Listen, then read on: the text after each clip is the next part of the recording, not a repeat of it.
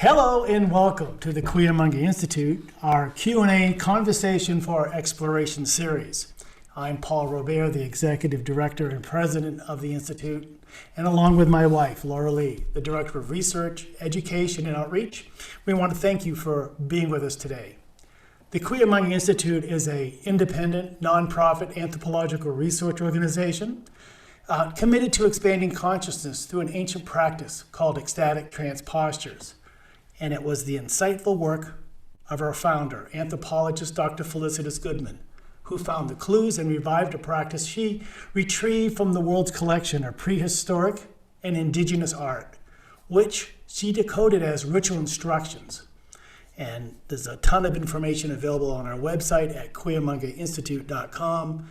Also, you can use a simpler domain name, trancepostures.com, and that will take you right to our website.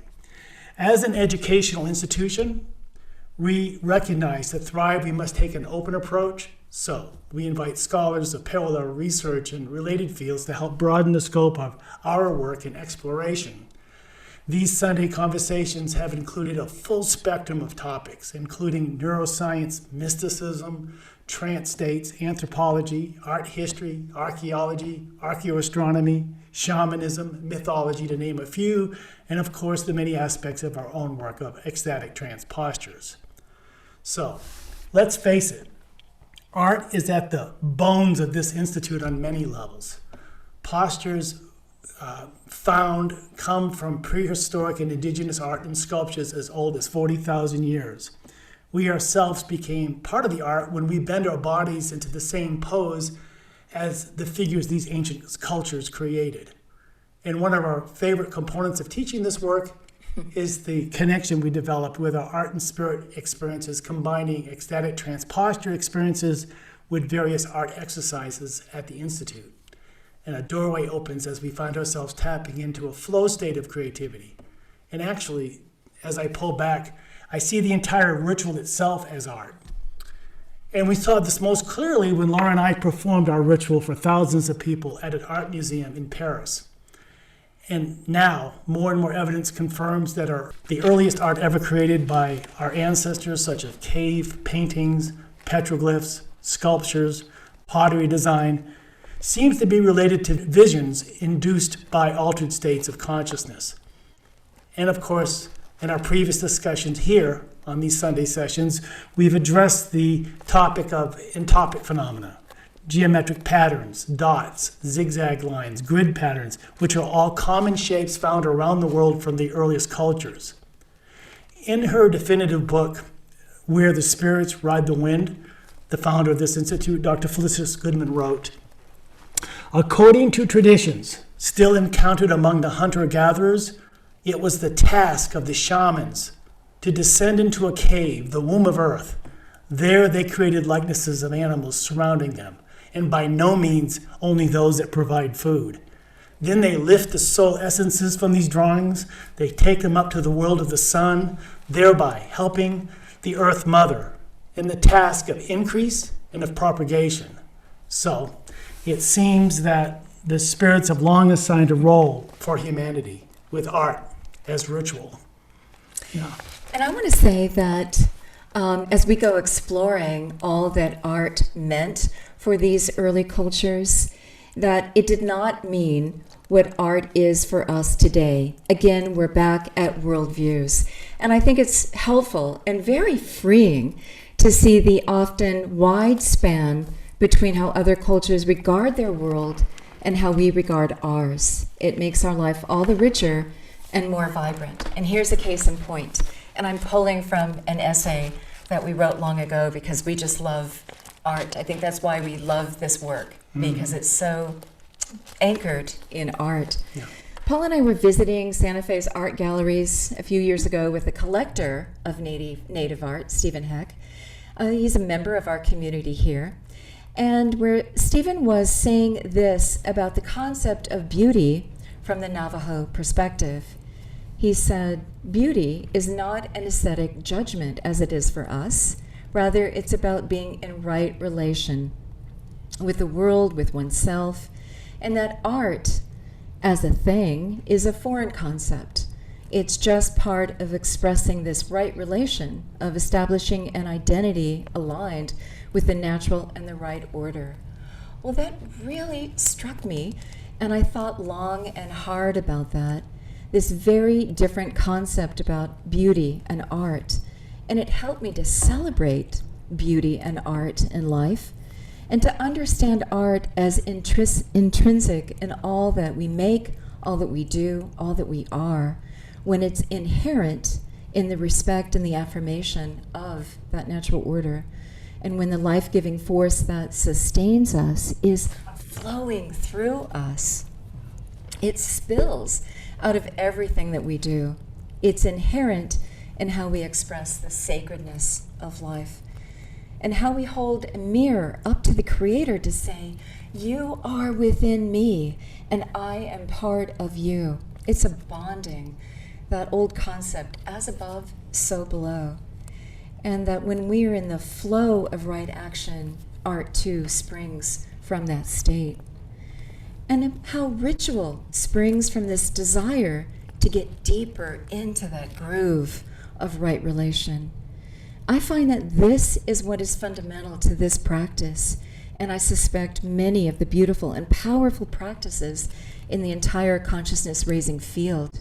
It's one of the many ways that we have to put to right, to reset our relation with ourself and that world around us.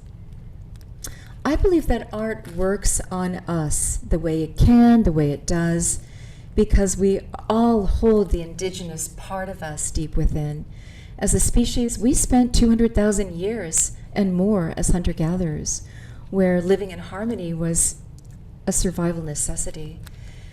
And I find that all the layers of history cannot wholly smother our indigenous core. It still beats long and strong. It still responds to our environment, to symbol and music and song and story, to the arts. It speaks to us at a very deep level. It's a language that we all know deep in our being, and a language well known and utilized by those ancestors the world over.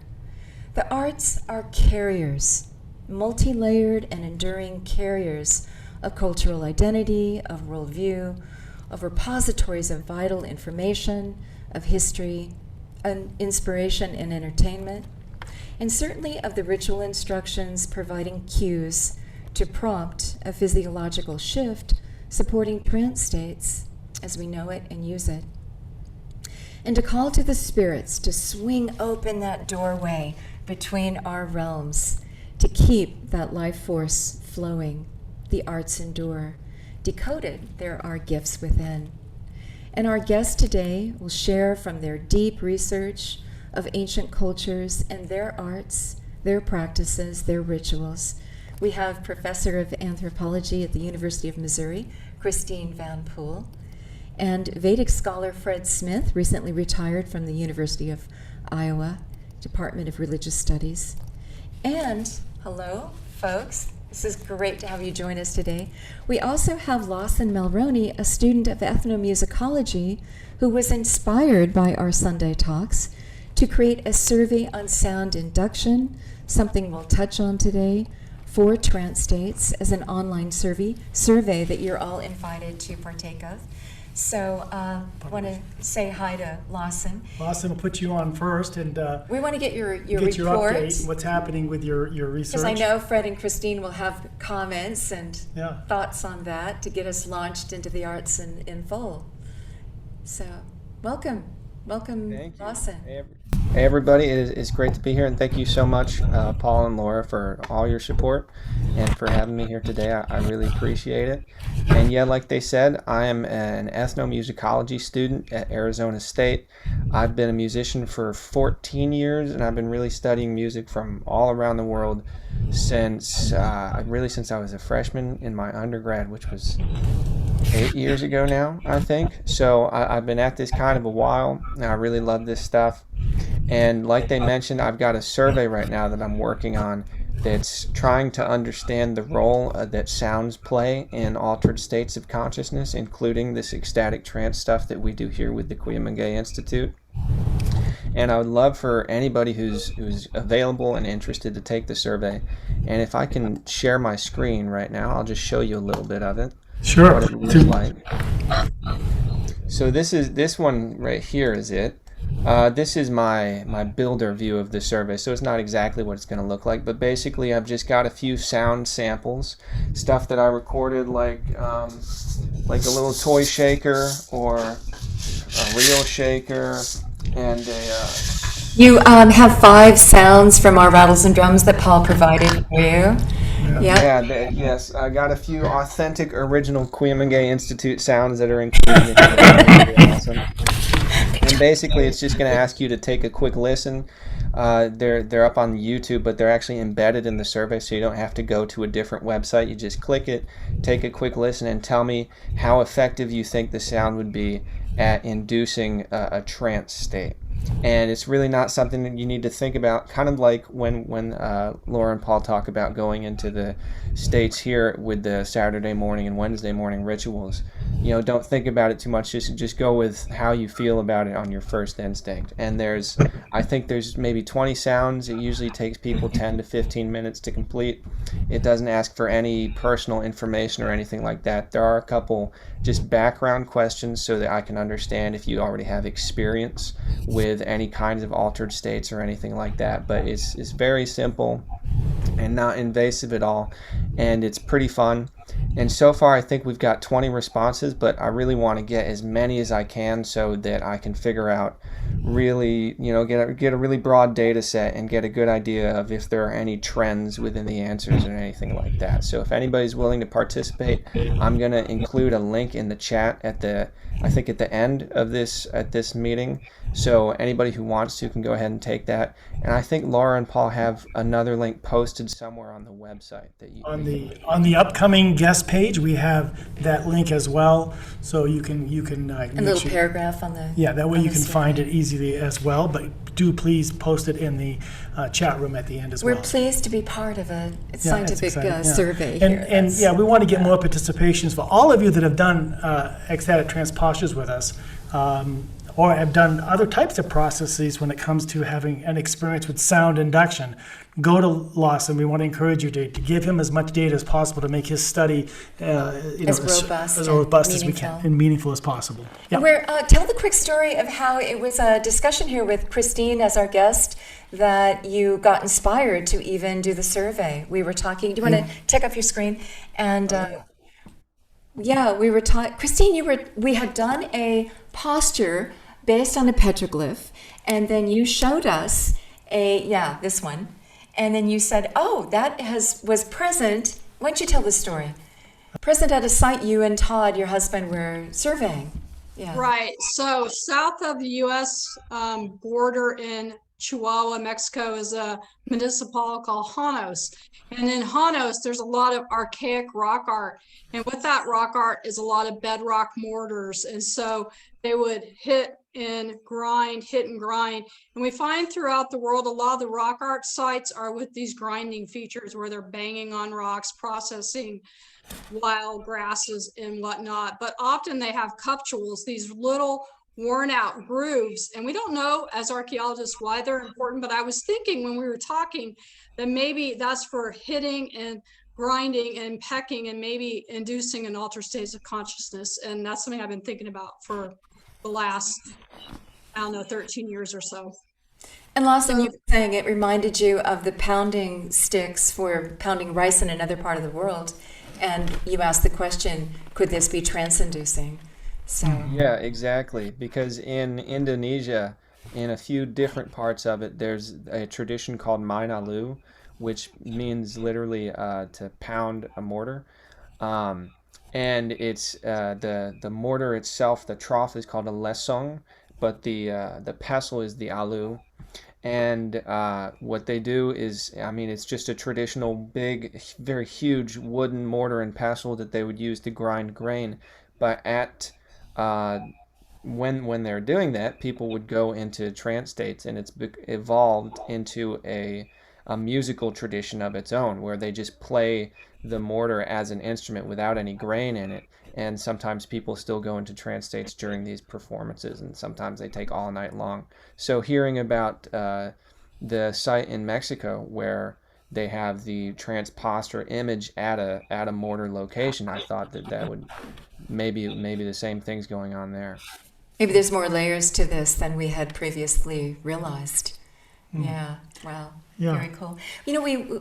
A site in Phoenix is the, what is it, Museum of Musical Instruments? Yeah, MIM. Yeah. And you go through there and you see so many indigenous instruments and they play sound files. One of the most fascinating was in Hawaii, there's women that line up and they start slapping the waves as part of a ritual, very trance-inducing, just to make water, to engage with nature as a musical instrument, just the ocean and the waves. And I can tell you, standing by the seashore and listening to waves whoosh in, boy, you can go into a trance. Right. So there's so many sounds in nature. And who was that? Another gal had written to us and said, here are the cicadas, 17 years cycle. The cicadas are out and they're chirping and they're buzzing. And she sent us some recordings. This could be part of the rattle. So I sent that off to Lawson. And good. nature, again, nature sounds. No wonder we're tuned to this. It's just there in our environment. And do you we're have designed the to respond. clapping sticks of the Aboriginals? I didn't know if I asked you that from Australia. Lawson, did you have that in there as well? No, I don't have that, but I would love to get that file because I'm doing some sound analyses and doing like little spectrograms of a bunch of different sounds to try and compare visually what they sound like. And I actually have a few of those if you want to see them. It kind of ties into what Laura was saying. So basically, I'll do this really quick. What we're looking at here is two different pictures of what this instrument sounds like. This is an mbira from Zimbabwe used by the Shona people.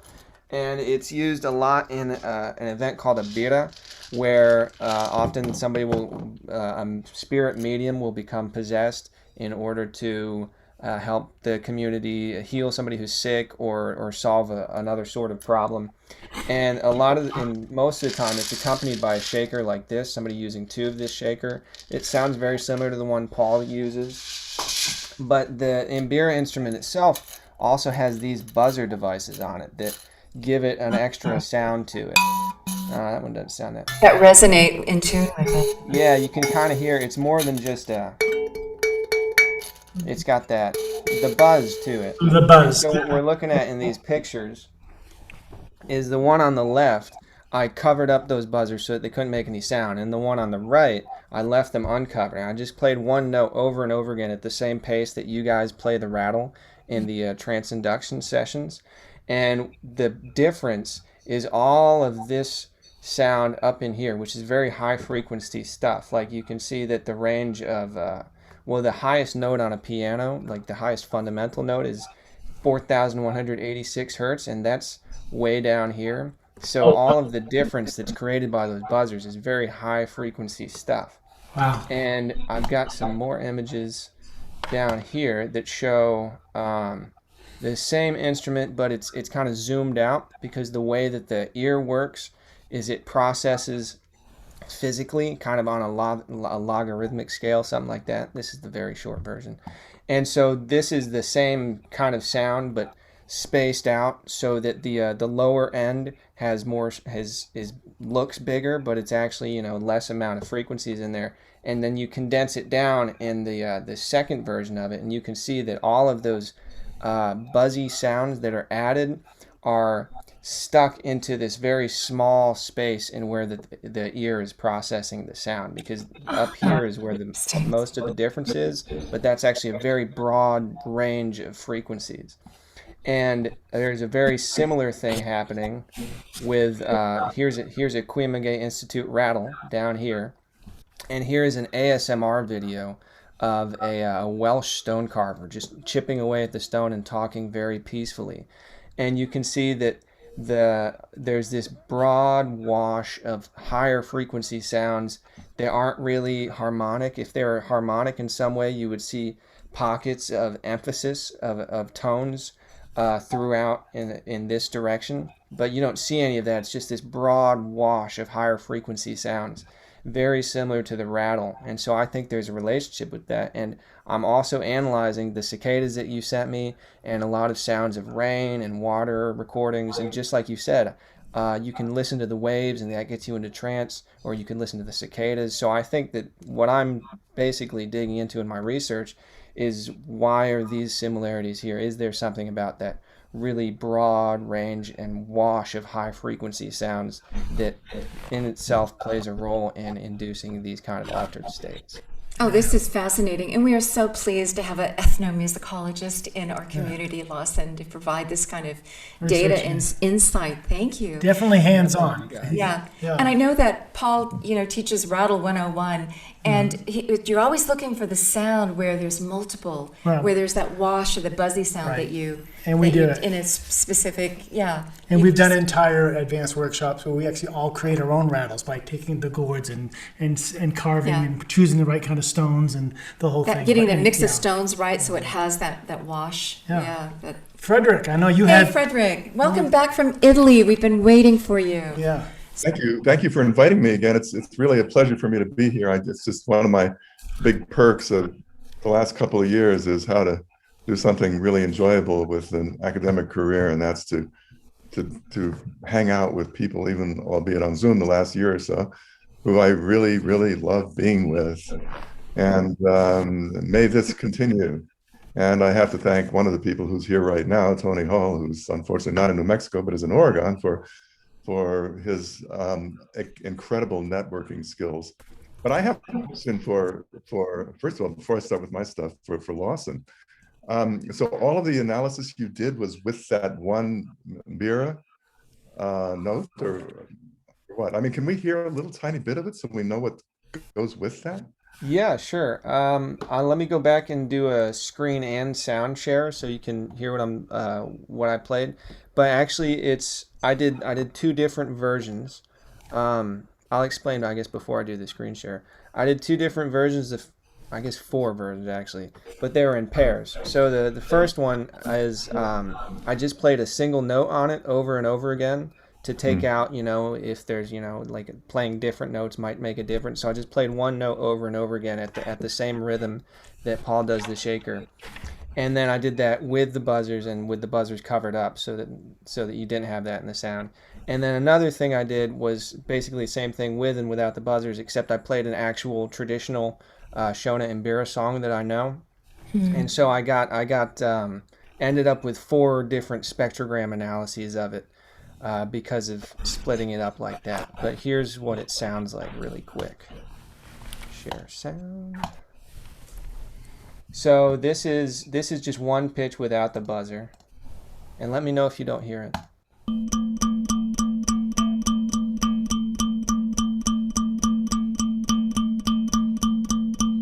And then here's it with the buzzer. You can see it sounds very different. That's all.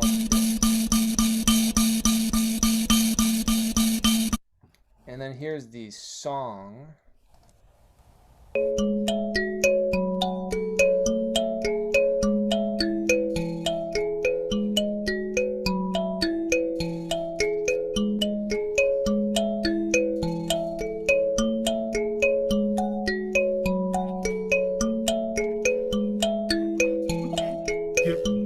And then here's the song with the buzzers.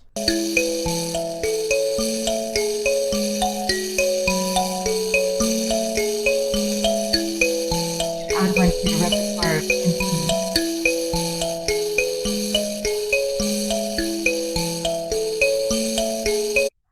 Nice. Very nice. Cool.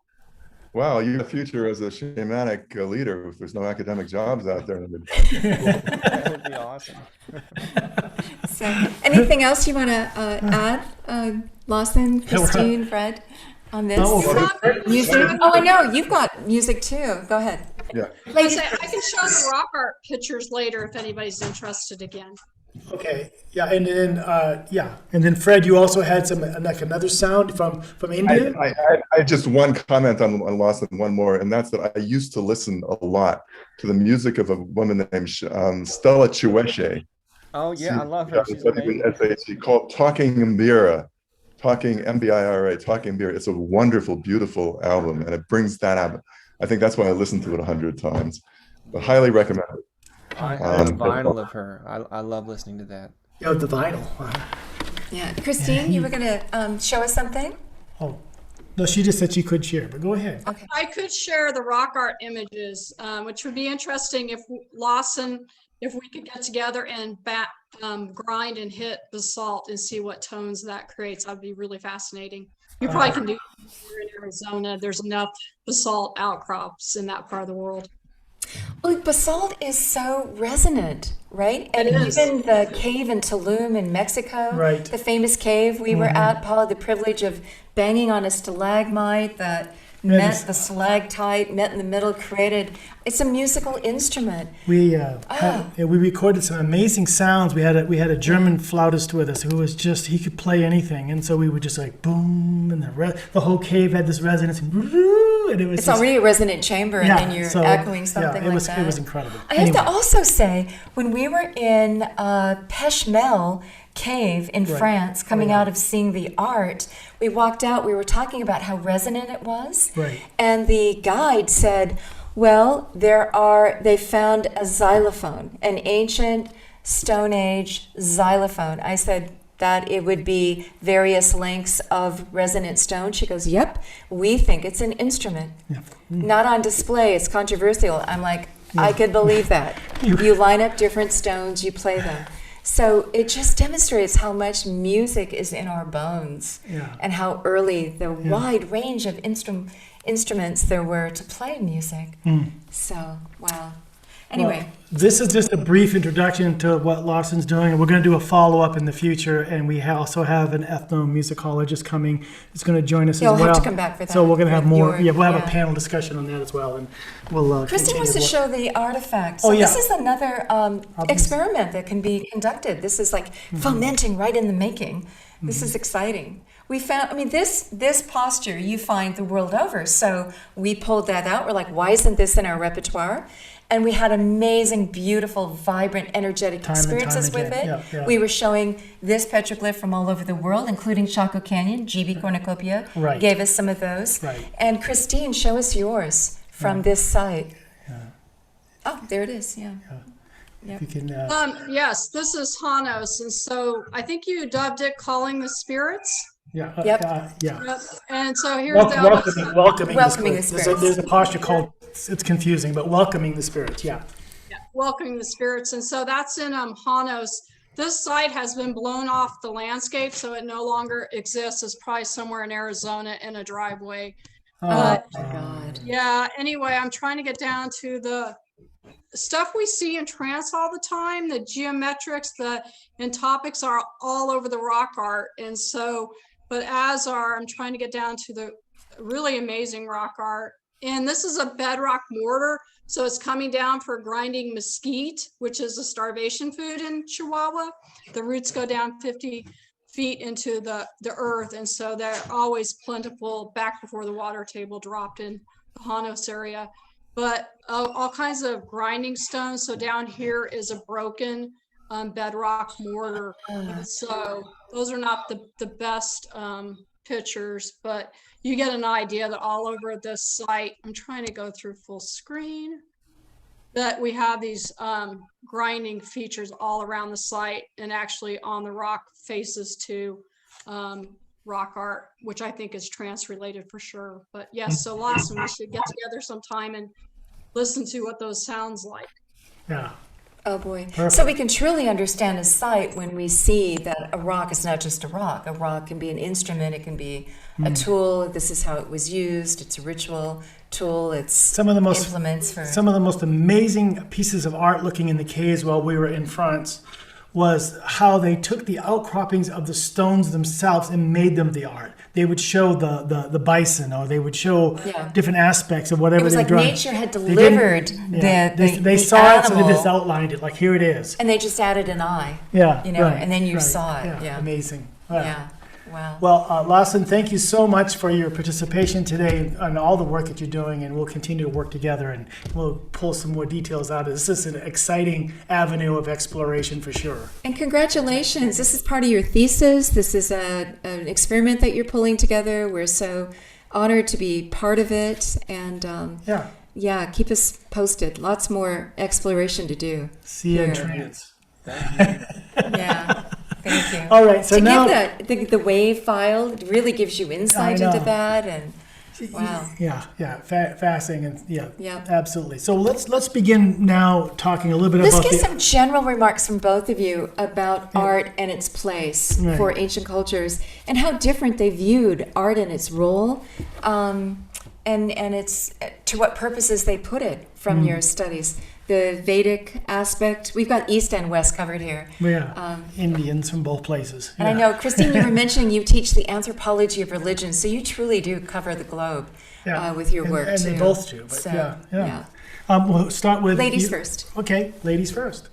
Of course, I have a Native American slant to my research because that's what I've been studying for the last 20 plus years. But a lot of times, Native Americans do not think of art in the terms we do. They often thinking about it having volition or being sentient. So these designs in rock art, or even a rock itself, might have volition, or a rattle takes on its own personality, its own personhood. So they come at it very differently than we would. And a lot of people, when they do the rock art panels, when they're pecking it, when they're in trance state, that what we would call a symbol, a geometric, whatever, that is a spirit, and it's usually communicating and saying something and doing something, and is very active, a sense of being, as you guys talked about with the Navajo. So again, it has volition, it has meaning, it communicates, and it can be used for a variety of purposes. So it's vastly different than our Western, oh, this is a pretty pot, let's put it on our shelf type of attitude. What do you think, Fred? I suppose I could make some independent remarks, but Please do. But for that I'm going to have to put up just a couple of pics from my PowerPoint. Okay. Because I'm going to have to get to it for 1 second here.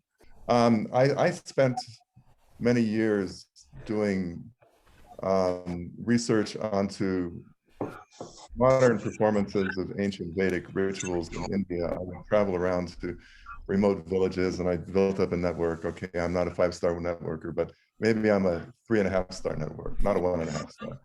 So I was able to at least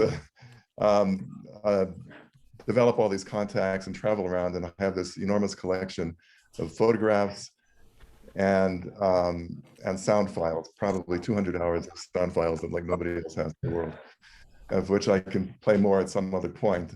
But I just wanted to say that as far as the art is concerned, here we have some basic shapes. And I'll just leave, I'll kind of leave this. Tretagni means the triple fire, because there were fires in this in the circular fireplace, which is to the west, the half moon fireplace, which is to the south, and the square fireplace, the main one, which is to the east being the primary direction, the direction that the sun rose. And in between them, we have this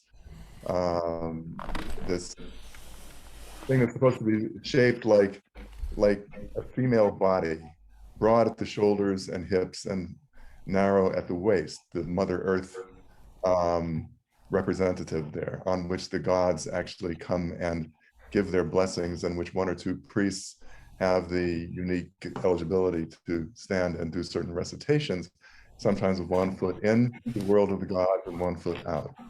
But it's all, this is like the basic artistic formation that represents the cosmos for them, which is the circular fireplace, the square fire to the west, where the offerings to the household deities are made. The east, where those to the more universal or cosmic deities are made, the square fireplace. And the southern fireplace was the one for the ancestors. There was no fireplace to the north, as that was considered to be an inauspicious direction. But there were the 3 fireplaces of these different shapes. out of which the universe was constructed, with the Mother Earth representative here. And this is simply a storage area. But I have like hundreds of photos of these different fire pits. And here we have another shape of it here with from the west. And I have I have like a couple of little sound files, just a few variations on the same theme here to increasingly organized. And there's a lot more stuff that goes on as these rituals go on and on and on. And they can go on for several days or even a month long. But there you have an expansion of the fireplace. I wanted to play a couple of just brief sound files, if I can get them here. Okay, let's go here. I just wanted to play like a few seconds of sound files, and let me explain it, because it's all within the context of this of this sense of representing the cosmos on the ground, reducing the cosmos to certain comprehensible shapes, patterns, and vibration. Now, for Vedic recitation, it's extremely complicated, and in my view, and we can do this at a later date and much more extensively. This is the oldest music in the world that we have, because the systems of memorization and transmission of knowledge in India are so precise and are so old that we can say, I think without any doubt, no scholar will doubt that what you hear people reciting today could be exactly what they did 3,500 years ago. Wow. And we have these texts that are written about the 3rd century BCE called Pratishakya, which are the earliest texts on phonetics that describe, according to different local lineages in India, how exactly sounds are produced in which part of the mouth, and which part of the articulatory apparatus, not just the mouth, and how these then feed, and how all of this should sound. So we have these records of how things sounded. We know that sound changes, the voice changes, that the tunes change, but we have this pretty precisely done. So I just want to say right here that the way to, that there are 8 different modes of Vedic recitation, from clarity of text, and I'm going to give you one line of one text here. And then there's 7 different ways of making modifications, which gives us 8 modes altogether, 7 plus 8 modes, in which they jumble up the syllables. They have it like syllable, let's say you have syllable A, B, C, D, E, F, G, A, B, C, D, E, F, G, H, 8 syllables in a line. Then they would say A, B, A, B, A, B, C, C, B, C, B, C, D, different ways of doing this. It doesn't make any sense. If you listen to the latter ones, there is no sense to it. It's nonsense. Nobody can understand what's being stated. But a few people have still maintained these modes of recitation. And these were absolutely used in certain parts of these rituals in order to bring out certain kinds of psychological and visual effects, sometimes in collaboration with the consumption of this plant called soma, which was definitely psychotropic effects, but we don't quite know what it was in those days. Here's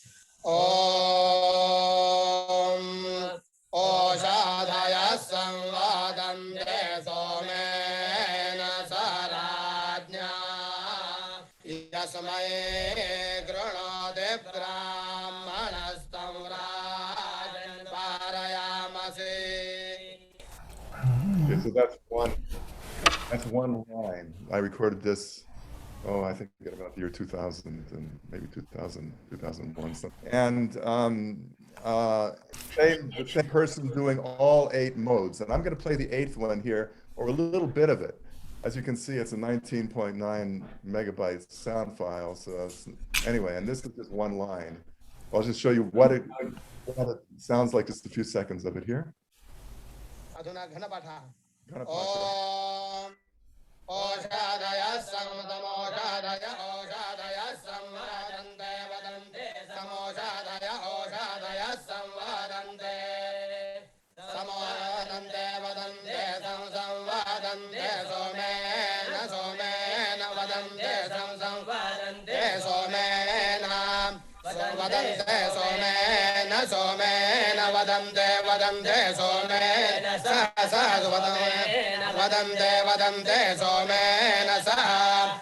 So you get the idea there. Yeah. And I just wanted to play a few seconds of that. But I mean, imagine sitting and listening to this for like 2 hours in the middle of the night. And then you don't even know where you are anymore. So You can but personally attest to that, can't you? I Yeah. can personally attest to that. And I mean, just the whole kind of, and I didn't even take any soma. But just listening to this stuff it's a pretty extraordinary experience. But the degree of skill that it takes to learn these practices, learn these recitations, there's hardly, I mean, I could say that there's probably less than 100 people in India, a country of 1.5 million people, that knows how to do this. And they're all in a few small communities. Okay, because as you may know, Felicitas Goodman made some breakthrough theories on glossolalia, speaking in tongues. And she found that a certain cadence was indicative of true glossolalia. Your screen's still on. And that she felt, and she was one of the first to suggest, it was a trance-induced that temporarily overtook the speech centers and then produced glossolalia, that around the world, no matter the religion, no matter the belief system, no matter the culture, that if you look at it, as Lawson did, through a sound file, you saw the same inherent features. This isn't glossolalia, but it looks a little bit maybe in cut of that same cloth, does it not? And I'm wondering about the power then of art, especially sound, which, right, is such an impact on us. And I'm wondering if there was a trance state, and Fred, tell us about this, because you know these cultures intimately, but I was just thinking, how do we have an association of this kind of cadence and nonsensical sounds and repetition and a certain frequency beat that these notes are producing in a certain tone and what you mentioned, very precise.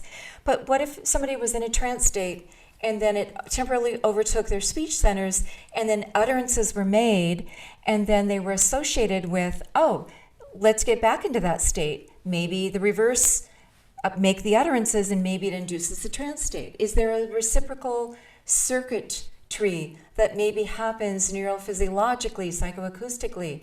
Is that maybe part of the mechanics of why this might be a ritual?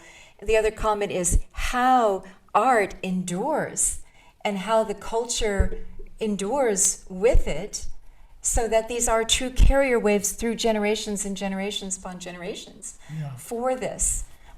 Your thoughts on this, and Christine, yours as well, as a phenomenon. Let me just make a couple of brief comments. One is that I would love to work with Lawson on the psychoacoustics of all of this in ways that are beyond my skills. And secondly, the original comment about that ritual is art, or art is ritual. That's what we were seeing with these basic fundamental layouts that are described in texts of the second millennium BCE in India. I mean, these were like reductions, geometric reductions of the cosmos into the physical plane, and that was an early forms of art for them. Obviously, there were petroglyphs and that sort of thing all over India, dating back many thousands of years earlier. But for at least these traditions that are still remain with us today, that was their artistic representations. Although there's a lot of part shards and a lot of ceramics of the period that we can see other sorts of artwork, and we had the Indus Valley civilization, which was very, very advanced in their art. But that's another story. But as far as the ability to replicate or have different, once you get a kind of an internal pattern like this going, then will it give rise to further iterations, further modifications on the same? And yes, people would get into these states. You can see some of these are described in some of the Rig Veda and Samaveda ancillary texts, of how these things are spun out, of that there were certain internal codes, internal acoustical codes or rules or not or progressions, let's say, through which then if a person was tuned into it, psychically, mentally, through alternative consciousness, because these things do give rise to alternative consciousness. I'm not like a great guy, but I could experience these things. I'm just an ordinary bloke from New Mexico, and but I sort of fell into that, and anybody who sits down, clears their brain, and gets into this stuff, with or without soma. Yeah, right. Because we're designed to respond to our environment, and these are cues to guide us to various states. It's just taking such beautiful use of how we're designed. I'm going to bring Lawson back into the discussion. Yeah, Lawson. He had a question as well and wanted to comment as well. So Lawson. Yeah, my question is for Fredrick. This performance, is the fire burning while this is happening? And could you, and when you're there in person, can you hear the fire at all, kind of crackling away? Oh yeah, or do they really drown it out? Oh yeah, I mean, Smell whatever it's burning. I mean, once you get to the stage in your own experience where you can smell the ghee being offered onto the fire, hear the fire crackling. And then there's my most extreme experience of this was one night at this very, very exotic, very advanced ritual that maybe is performed once in a century, and where this one guy was sitting, and there were like 17, priests and funny helpers and me sitting there just trying to get it all in, and I was up for like 9 hours. This guy was doing this one recitation from 9 at night until 7 in the morning without stopping, and everybody else was crashed out on the ground except me with my recorder, and just trying to get it all in. And I mean, just the sense of it is just pretty incredible. So these traditions do survive, but almost nobody knows them anymore. Almost nobody. I mean, the number of people who could do what that one guy did for 9 hours that night, there can't be more than half a dozen people alive who could do that now. Well, for one, you would have to be in a trance state in order to sustain that for 9 hours, wouldn't you? Yeah. I mean, the guy was. That would help you endure for that long. I stayed at his house. He was a very affable guy, and very generous and expansive and all that, and but he knew how to do all of this, How is it? Once in 100 years, so you may not live long enough to be taught it and then hang out for the next 100-year mark in order to perform this ceremony. I mean, that's quite the cycle. Why? I mean, how is that even passed along? You would wait your entire life and then perform it once? How does that even work? It works by that there's certain rules for the way recitations will work and be expanded. That certain sections, because I mean, these people have studied for 12 years minimum in what's called pathashalas, or memory schools.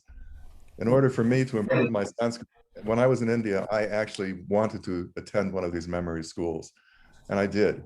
So I traveled like 500 miles from where I was living, from Pune to Mysore, and attended a memory school for a while, and studied the basic arts of Vedic memory, of how to do it.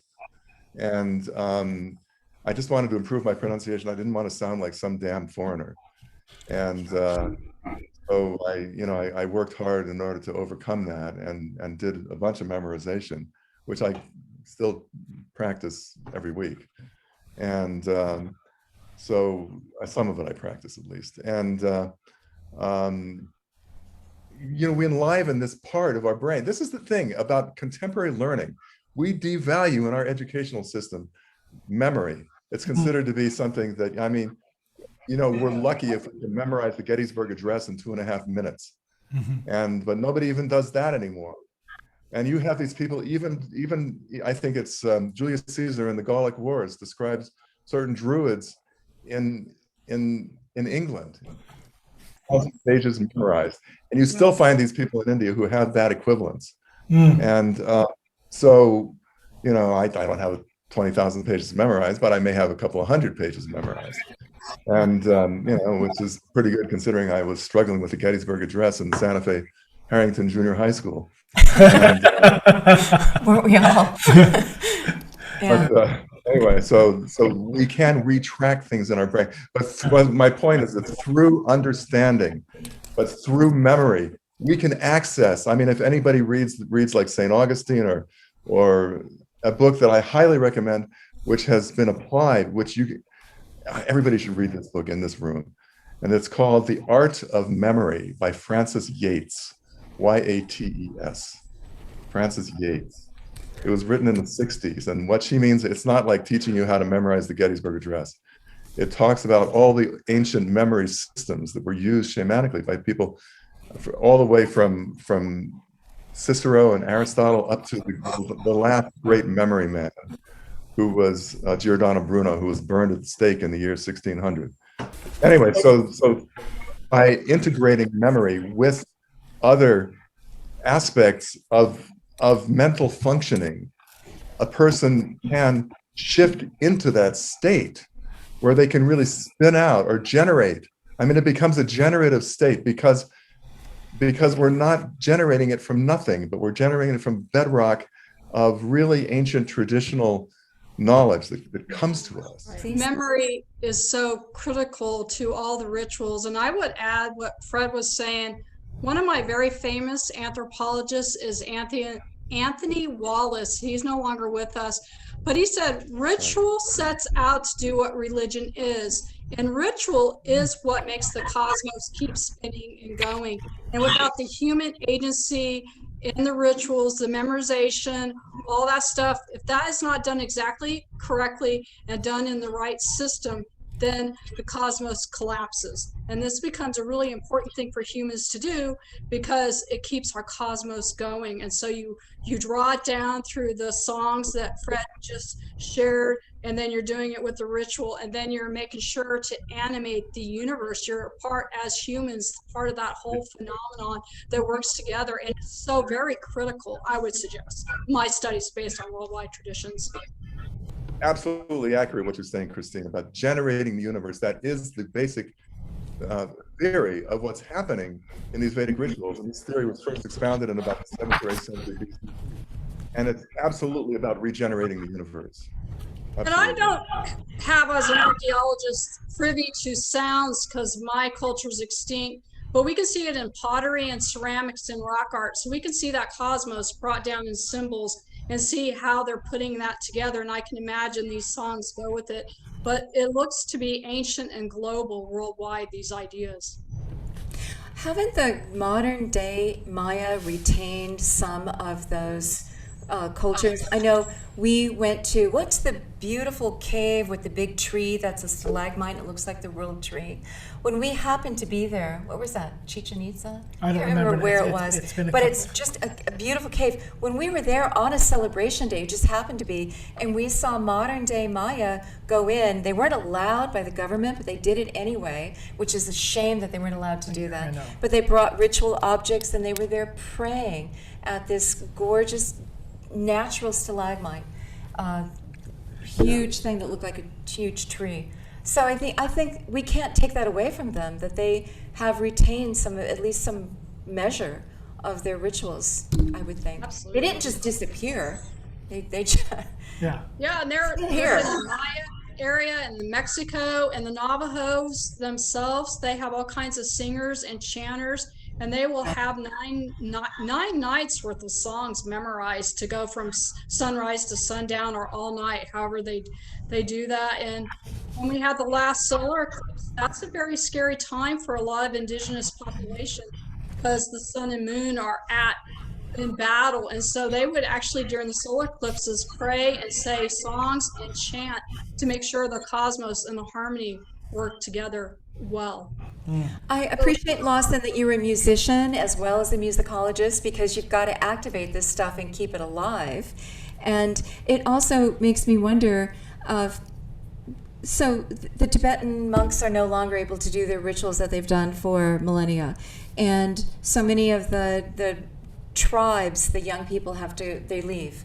Who's left to do these rituals? No wonder our world is falling apart today, right? No wonder we're just coming apart at the seams. There's nobody there to hang out there. I always thought it would be a wonderful sci-fi movie to the premise being nobody's doing the rituals anymore, and the laws of physics are changing and everything's falling apart at the seams. I thought it'd be a wonderful fantasy sci-fi theme. I'm waiting for that one to happen. It might be reality, yeah. It might be reality.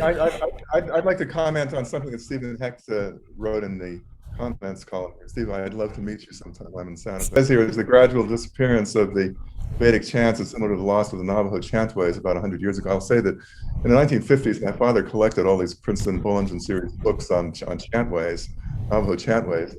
It's kind of got me started on an esoteric path in a way. And I taught this course regularly at Iowa. I'm officially retiring in like the end of this month. My last paycheck is on July 1st. So I'm without that now, but I taught this course for many years on ritual studies, in which I brought a lot of some material from these Gladys Whitehart and others into my classes, and just a comment on what Stephen wrote here, and that's that one of the ways in which these chants died is the chants were individual, and they had to be passed on from one person to another person, and once that person didn't pass it on anymore, then it was gone forever.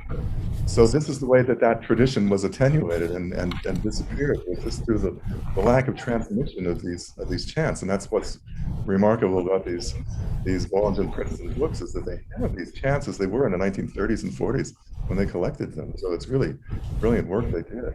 Mm-hmm. Let's put Lawson back on for a second. Stephen has his video offer. We put him on.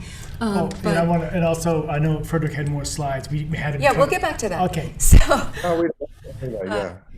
Yeah, I just want to say I appreciate, Lawson, as you're coming up in the world of academia, that you're doing the scientific aspect, you're doing the deep study aspect, the experimental aspect. You're also doing the direct experience aspect, as Christine's doing. I just appreciate that among the academic world, who will have a foot in both worlds, so that you can see something from the inside out.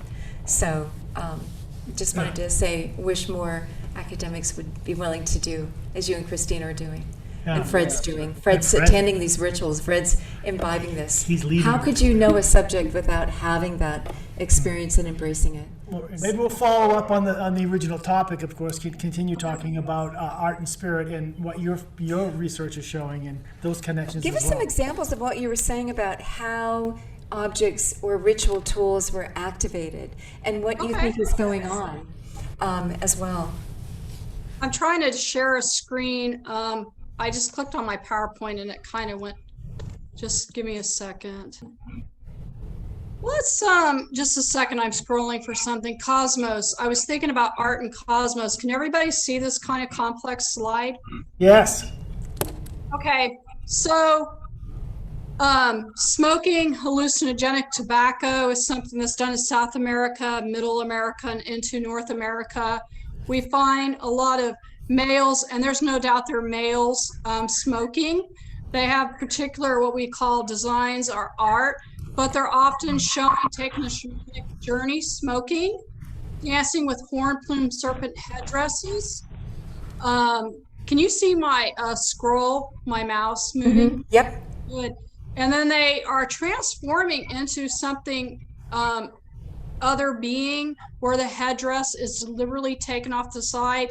And then as fully macaw-headed individuals, they will actually communicate with horn plume serpents, double-headed diamond macaws, actually in the cosmos. So they leave this plane through trance. I think they're smoking hallucinogenic tobacco. I think there's drumming and rattling going on. All this stuff is going on so that they may talk to important deities to gain the knowledge they need in trance state.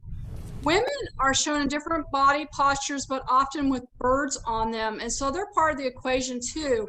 Men tend to have snakes on their bodies. Women tend to have birds. But in trance state, these birds help the men transfer to the other realm so they can do these important rituals. And I think in Casas Grandes, about AD 1250 to 1450, what's going on is they're doing rainmaking. And so they're animating also their architecture, their pottery, making it sentient and alive to really become, if you will, a magnet for the rains to come. And that was, oh, here's just a look at the shamanic journey with smoking, dancing, probably fasting, all the other stuff we see to the soul flight going on at this incredible site. I'm sorry, I wasn't sure what we talk about, so I thought I'd just do a few different sites. But the site of Paquime is in the desert of Chihuahua in northern Mexico.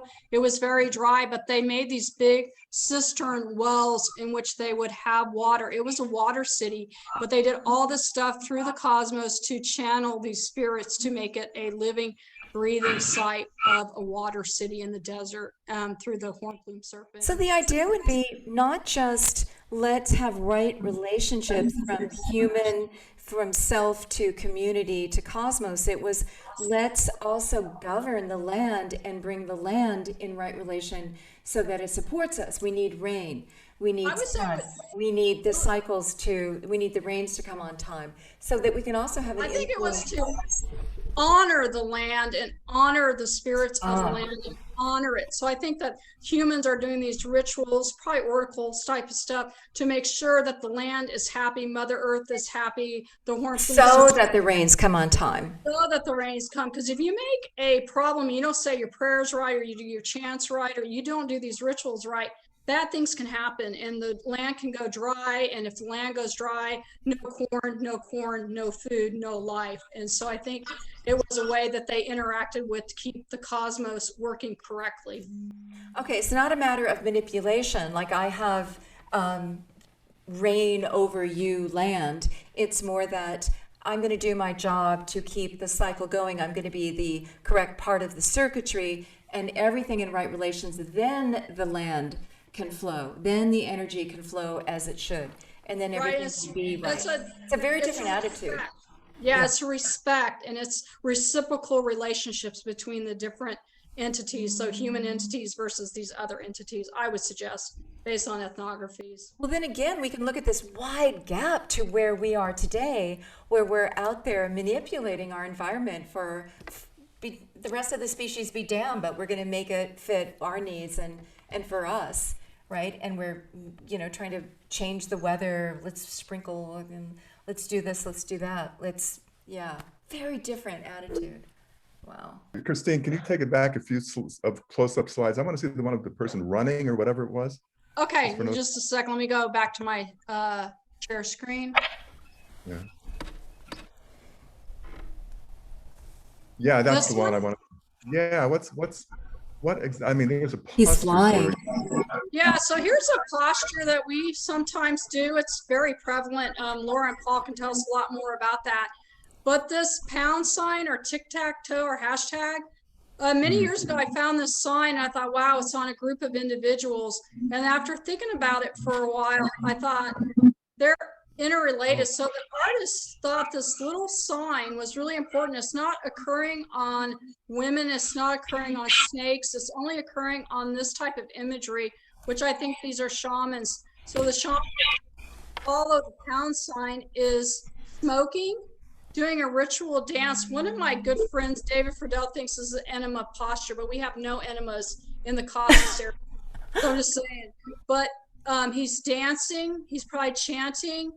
Often shamans wear the things they represent, but this is actually at the site of Paquime. It's a really large 50-centimeter urn. It's huge, specialized urn.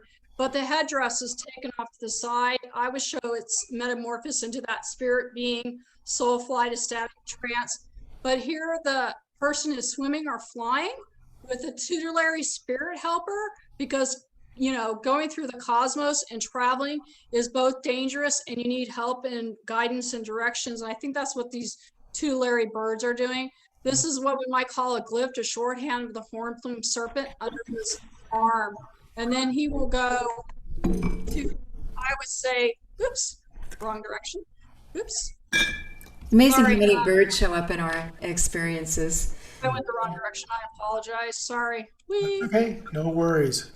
Oh, yeah. And so women and men have very different symbols. So the man has what we might call that pound sign or tic-tac-toe board, but the women, theirs are filled in. The end fields up here are filled in, and that's the female gendered sign on female effigies versus the male effigies. Interesting. So they're interrelated and different. I have a lot of people all the time when I give public presentation at museums asking, it could be self-sacrifice where the Maya and others take obsidian and they cut themselves, and maybe that they're cutting themselves for trance state or maybe whipping themselves.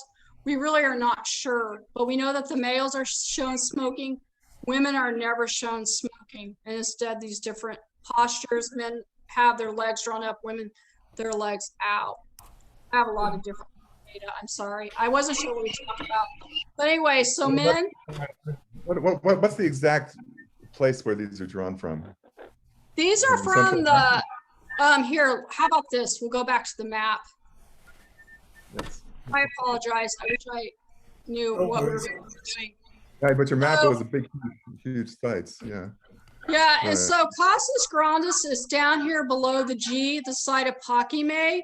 These pots are coming from the Mugion area, about 1200 to 1450, in this green area. It's called the Casas Grandes area as well. Occasionally, we do find the pottery up in my area. The Ruidoso, New Mexico area has some of the Romulus polychrome, but this is the heartland of the Casas area where this pottery is coming from. Cool. And that's the site of Pakime, Casas Grandes. It's a really large World Heritage site, and it has Mesoamerican things like the eye-shaped ball court, but it's adobe architecture like Taoist in some ways, but it has big platform mounds across the site. This is a modern museum, and for the scale, this is a van, so it's a fairly sizable site with a horn plume serpent mounds, ball courts up in the desert area.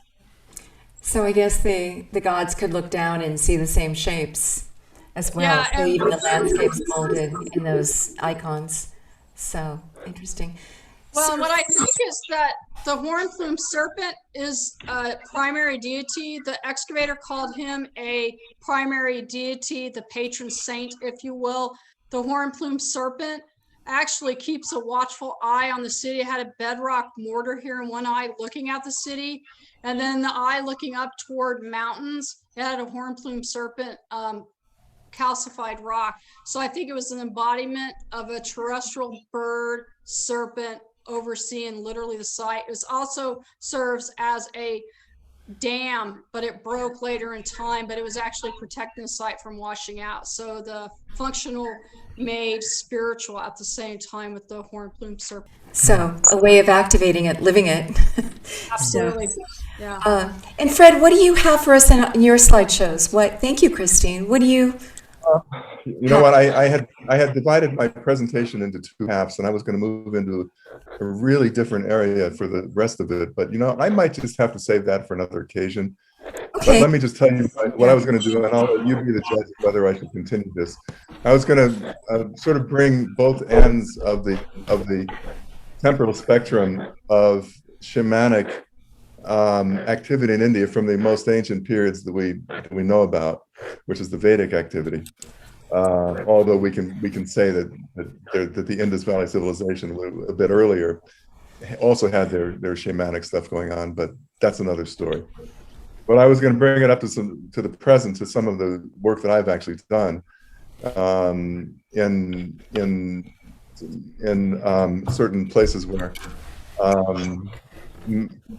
let's say, psychological healing centers, where the healing was done through shamanic means, by let's say that by healers, and who there's this long. I mean, I've discovered some in my research in different parts of India, so many different places and modes of ritualizing that were clearly based on very ancient models, but the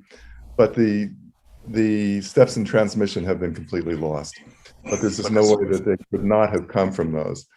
And one of the things I was going to show you was just a few minutes of a video that was made at a place that I know very well, by some friends of mine, and a collaborator of mine there from Finland, a psychiatrist from Finland, and a television crew that he brought from Finland. And we were kind of advising him on this. There was a long case. Now, for that, I'm going to have to, let me go back to my own, here we go. Okay, this is from a video, an ethnographic video called Kusum, K-U-S-U-M, that was done around the year 2001 or so, in a place that's well known for its, as a psychological healing center in India and Rajasthan, kind of halfway between Agra and Jaipur, if anybody knows the geography at all. And I just wanted to show a couple of minutes of, like a minute here and a minute there of it, just to show you. Now, hold on to your seatbelts, because there's a lot of stuff that's pretty heavy in this video. But in the end, miraculously, I'll just tell you the story. A girl, 13-year-old girl, she'd from a very poor family in Delhi. Her father drove an auto rickshaw, a little three-wheeled vehicle, and they lived in this kind of very poor slum in South Delhi. And the girl, obviously intelligent and well-bred in spite of being of their poverty,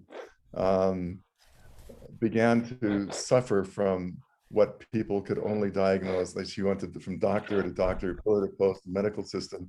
Nobody could diagnose her. Somebody said, why don't you try this healing center at Balaji, which was in Rajasthan, the one I'm talking about, and see what they can do for her.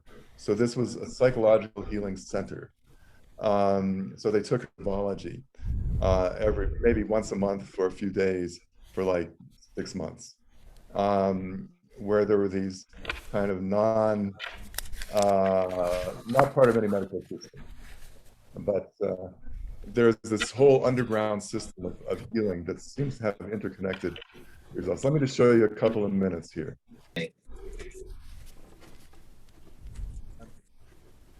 Automatically उस मरीज को अपने आप पहले दिन या दूसरे तीसरे दिन तक पेशी आने लग जाता है, जो कि वो अपने आप घूमने लगता है, उसको एक नशा सा. So they're saying that once a person comes to this temple area, this guy is the one I worked with for a long time, and they simply call him Bhagatji. And so he's saying that what happens when they come to this temple is that they start going in trance states, and they start, this is going back to a presentation I gave last year, they start going round and round counterclockwise, and themselves they go into a trance state. And this is in the general area. So let's just see a little bit of it looks a little bit voyeuristic, but I'm telling you, you go in there and you see this. और उसको लगता है कि मैं अब ठीक होने लगा हूँ. कोई मरीज ऐसा है कि वो खुद पेशी लेने से परेशान है, तो मीना का बॉडी में लेकर उसको कवर करते हैं. या कोई संकट ऐसा है जो निकल नहीं पाता है, निकलने के लिए शोर मचा रहा है, तो उसको मीना का बॉडी में लेकर के प्रॉब्लम दूर करते हैं. तो मीना के अंदर एक्स्ट्रा शक्ति मौजूद है, जो दूसरे के भूत को अपने अंदर खींचकर उसको समाधान कर देता. हमने पहले बाबा को नमस्कार किया, अपने गुरु का ध्यान लगाया, फिर कोई चीज जो होती है बाबा भेजता है, हमारे शरीर में हो गई, प्रकट हो गई एकदम. फिर उस संकट को वो लोग खींचते हैं हमारे शरीर में, क्योंकि उसके शरीर में कट नहीं पा रही है, वो इस शरीर में आके खींचता है. फिर वो खींचता है तो दरबार में भेज दिया जाता है उसे, फिर उसे खुल जाती है पेशी।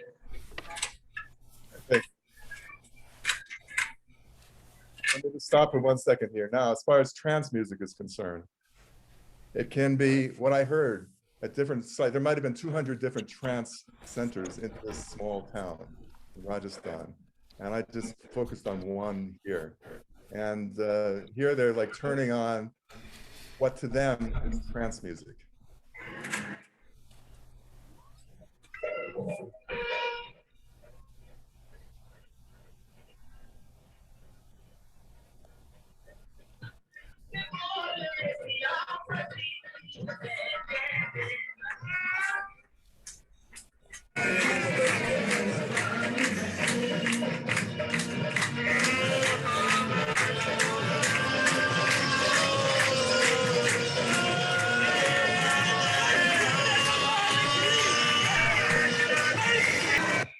This is the girl on whom the video was focusing, Kusum.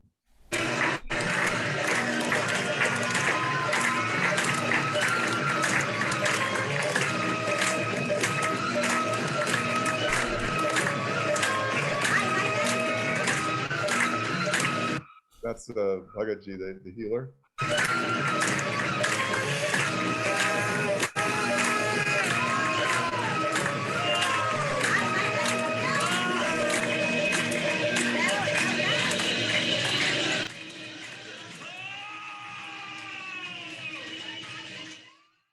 I assure you that this kind of transgressive behavior is sanctioned within these precincts.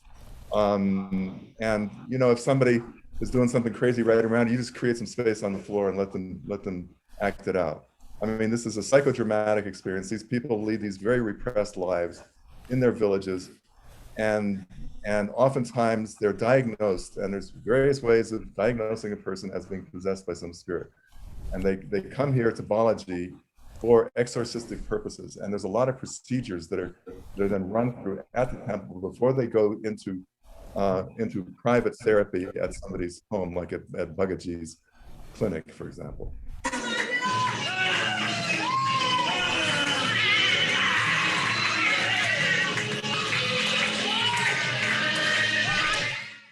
Okay, I just wanted to show you a couple of minutes of that, just to show you what the situation is when people actually come in.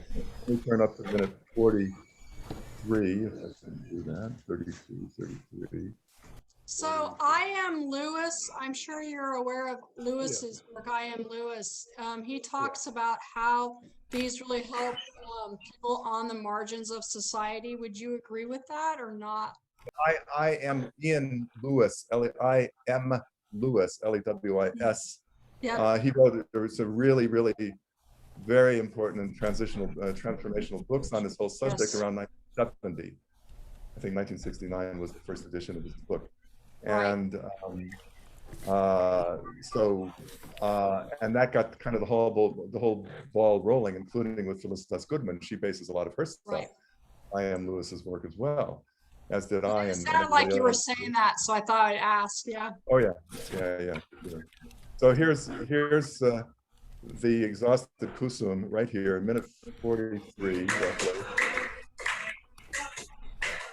And here we have she's been there already for like probably a week or so, and then the whole trance begins to become contagious within the room. Usually there'll be like 15 people in the room, and after maybe a half an hour, 45 minutes of trance music, somebody will go into a trance state. Not necessarily the person who is considered to be afflicted, but somebody within the family, because their theory is that all psychological therapy, all possession therapy is family therapy.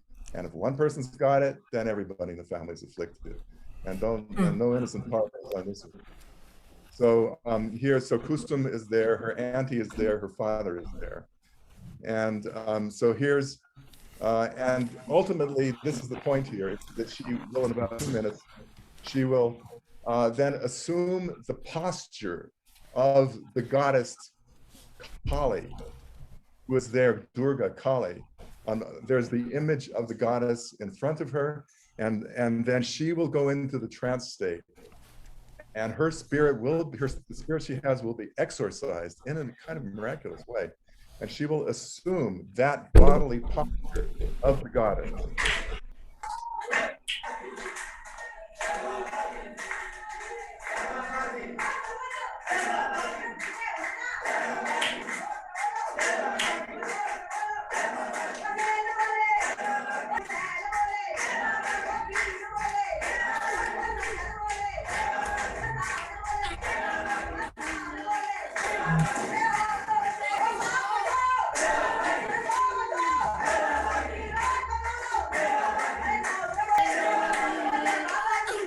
Creating space.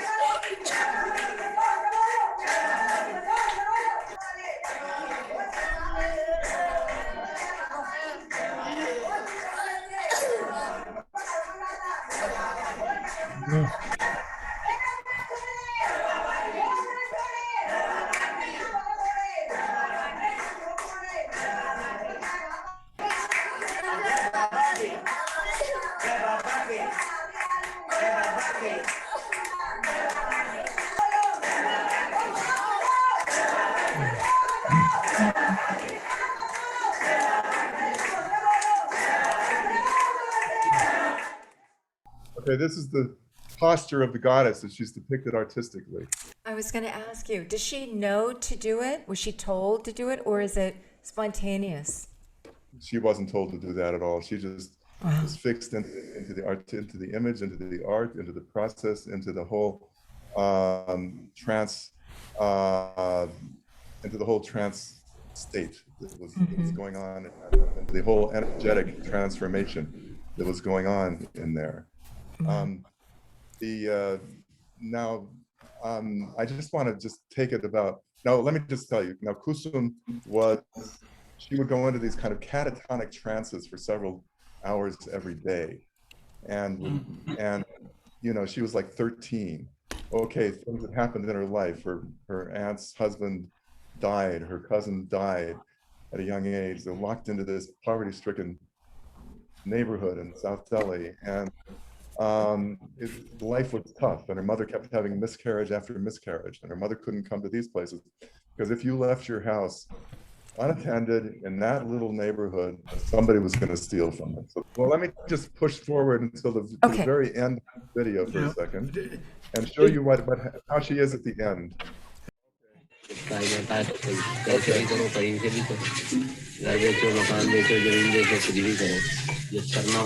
Here she is. All you have to do is look at the smile on her face after it's over.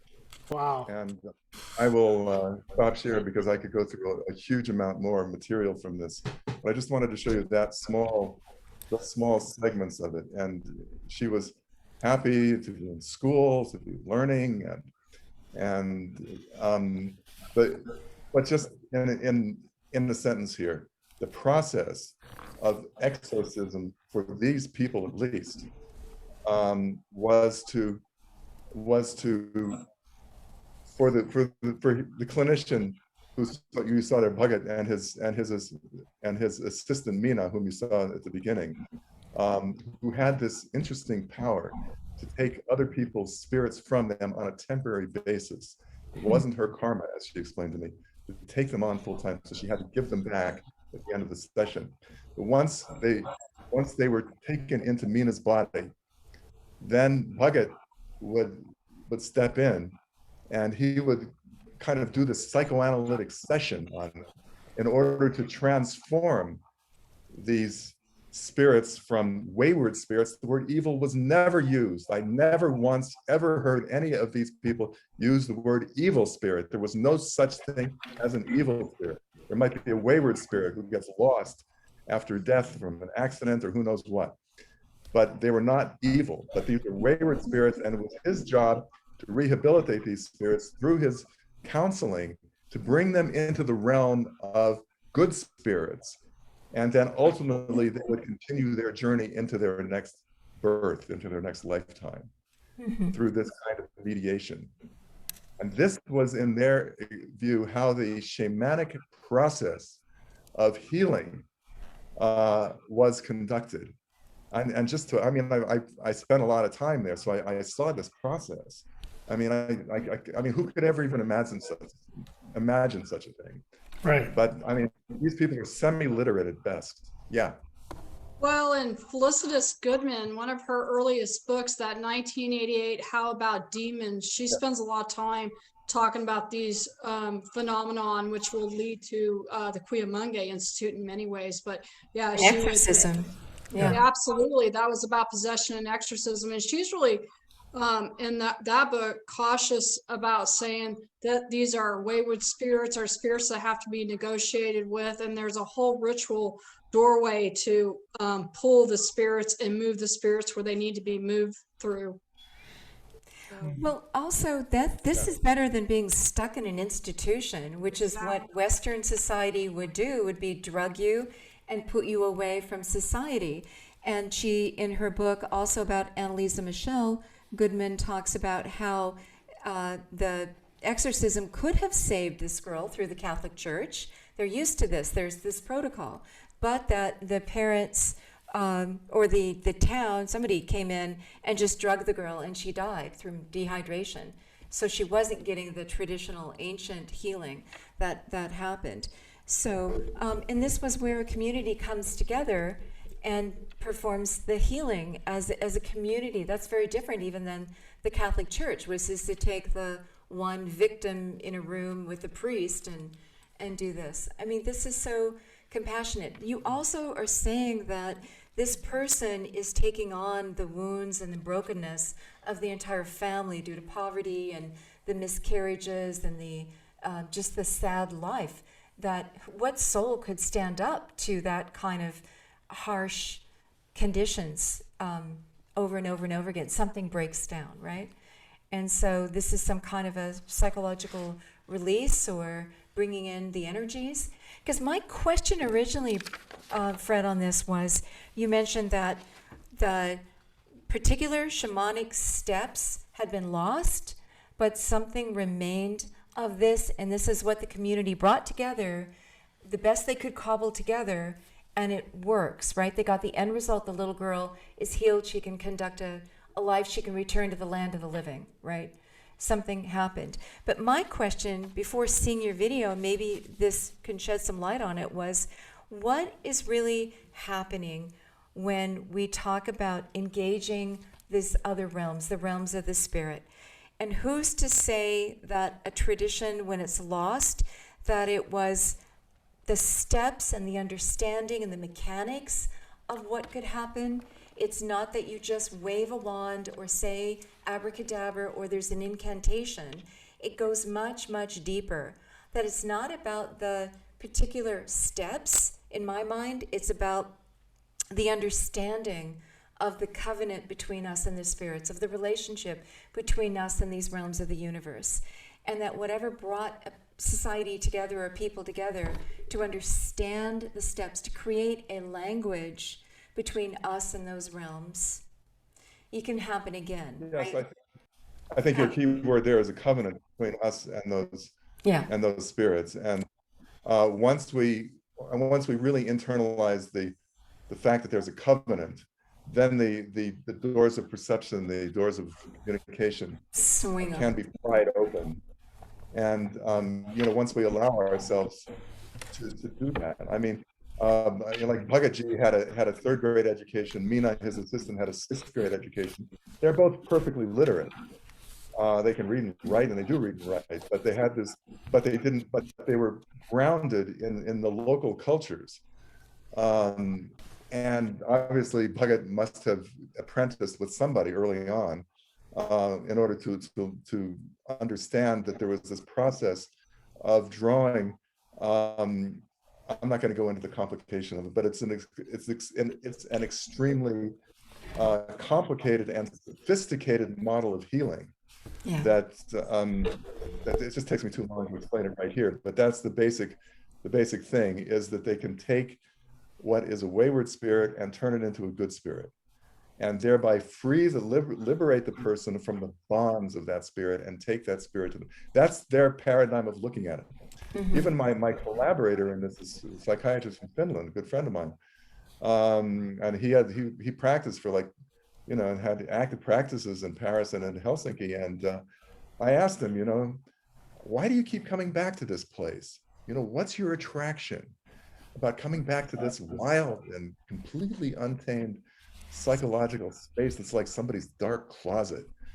And he said that they could do stuff in a weekend that he couldn't do in 25 years in Helsinki in his practice. And What is the power then? Where is it being drawn from? Is it a paradigm? Is it understanding some subtle laws of nature that are always with us but go as yet unrecognized energetically, that we're tuned in psychologically? How do you describe it?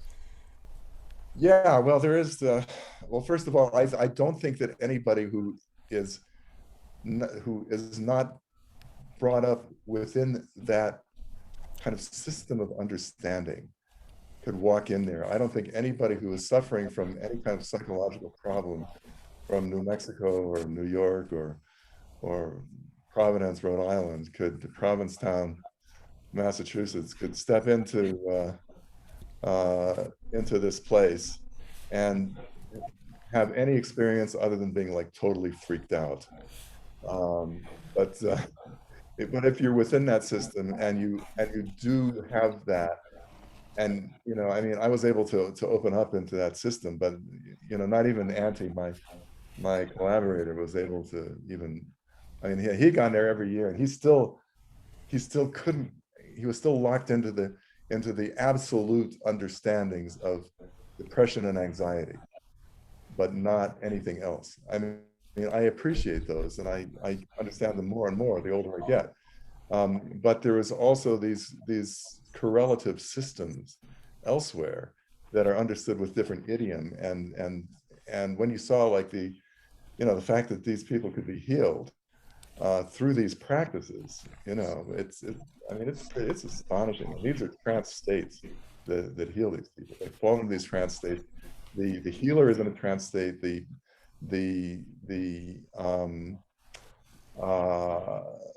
person being treated is in a trance state, and through these different trance states, they communicate with each other and pass on energy. I was going to say, aren't they also pulling spirit around? Some of that is being able to manipulate the spirit and pull the spirit around. That's their explanation. Yes, correct. Yeah. Well, and I find it fascinating. We started with art, and she's seeing the goddess in, front of her as she's doing that work. I hate this word, sympathetic magic. I don't like that one. But you can almost imagine that there's that transfer from the art itself, the picture of the goddess to her in that type of energetic transfer going with all this stuff you're talking about. Yeah, that is like the contagiousness of art, like the potency of art. Right. Yeah. Mm-hmm. I was so impressed by the compassion of the entire community around her, and the willingness to be there, to show up, and then to support that, and to go on the ride for the healing. Yeah. Who would do that in our society? Who would be willing to step into that to help her step out of it? But most of the cultures worldwide that do similar phenomenon, it's always the family and the community that have to be present. No healing can work without the family present. We see that in Siberian shamans. We see it in Mesoamerica, the Maya area. Any place where these practices are still going, it requires the family showing up and being active, at least in my readings. I find it interesting that in our society, we're so disconnected from that family group. We can pick up and go. We don't live in the same place. We're not there for each other in that sense. And that, in one sense, it gives us so much freedom to go exploring and to go heal ourselves and to partake of this. It's our responsibility, the quality of life that we live and what we do. Whereas you mentioned they live a very repressed lives. That's one of the things you said about that culture, Fred, and that they're locked into those traditions. What if you were growing up and you're just not, you're on the ends of the bell curve, and so that society doesn't work for you and you suffer? I was just glancing at a memoir by a person growing up in a traditional Indian family. She comes to the States. She gets an education, she falls in love with an American, the family doesn't like it, they kidnap her, take her back and put her in a room and lock her in. You must follow our family traditions, we're going to choose your husband for you. I mean, the suffering is what she's trying to write about. And I'm thinking, wow, we're so blessed to live with so much freedom, but it comes with so much responsibility to find our own way. And look at the ennui, look at the depression, look at the rampant suicides, and look how many of us are crashing and burning with that sense of freedom. So I'm not saying we're necessarily living happier lives with all the material wealth that we have. What do you have to say about that? Because you've seen both ends of the spectrum. I mean, happiness is really something that we really have to generate from within us, regardless of what our culture is. I mean, we can be rich and miserable, or we can be poor and happy. I mean, I was going around with a realtor yesterday or the day before here in Santa Fe, looking for places to possibly buy. Terrible market here right now, but I said, look, we went into one house that was absolutely completely filled with junk, and obviously the people who had that house were miserable. They could be nothing other than miserable.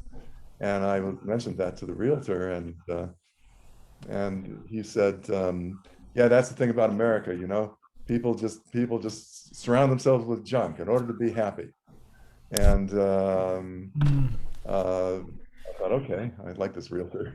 That's an insight. Like the realtor. Yeah, that's some karma to clean. Yeah. So that's sense of art yeah. reflecting who we are, that sense of art reflecting our relationship with our world, that sense of using art, symbol, theater, dance, song, music to heal. We look around at our culture and what we're producing, what we're calling art, what we're calling valuable, and I go, how is it impacting? How is it turning around and impacting us? Because the landscape that we set around us does. It's like Churchill said, we create our buildings, they in turn, we shape our buildings, they in turn turn around and shape us, right? It's a reflective, reciprocal relationship with the material world that we put around us, whether it's the structure of our buildings or cities, our art, the order. It's a reflection of the order that we see in the life and in the world. So I think art is so powerful, and I have to ask, in our society, what are we doing with that power? How are we using that power? Yeah. So it's maybe we should wake up. Maybe we should wake up to its potential and start using it a little better. I'd like to hear from Stephen, who surrounds himself with some of this beautiful art as a collector. He doesn't have his video on, but okay. Yeah. And yeah, I was also going to mention that Laura's sister is also in the room, and we used to go to her home in Sun Valley, Idaho, and we would spend 3 or 4 weeks at a time. And I used to, one of her friends and became a close friend of ours was a Native American sculptor, and we would just sit. I'd get up every day and just, before I did anything else, go to the art barn, and we would just pull out. Her art barn is a barn filled with art supplies. Yeah. Fortunately, Kim had everything you could need for art supplies, but we had these big chunks of clay, and Barry and I would get up at 7 a.m. or whatever and be over there and make a pot of coffee and just start sculpting and just do it all day long. And working with him. Some good music. And good music. Just working in that flow state, just finding that space. It was just magical. It was a timeless element to it, and it's a part of maybe returning to a form of connectedness to art that I still have that feeling, that drive, that need. Now I'm doing projects with all the Institute projects, but anyway, there's something so powerful about that, about transforming into a new definition of what art is and allowing it to really connect to your soul. A chance to get into that flow state. I used to pine for the artists of old and say, oh, but they can only produce this. The Egyptian artists could only do it this way. They weren't allowed to go freeform and express themselves. Yeah. But maybe their mission was about continuing the order. I talked with Cindy Bradley, the wife of Bruce Bradley, the experimental archaeologist. They took us on a tour of Crow Canyon, and they were talking about I was watching Cindy take a collection of old Puebloan, can't say Anasazi anymore, I'm told, bones from 2,000 years ago and analyze them and read them and talk about the culture. And she said they could find an innovative way of doing something, but they would reject it because they don't want to abandon the ancestors. They don't want to abandon their cultural identity. There's one right way to do something, and they felt great harmony in doing that. They weren't interested in free expression when I asked her that question. And so do you want to comment on that? How is it that somebody could maintain 4,000 years of a tradition time after time after time when we are so versed in, I must express myself, I'm so important, I must find my way, my expression.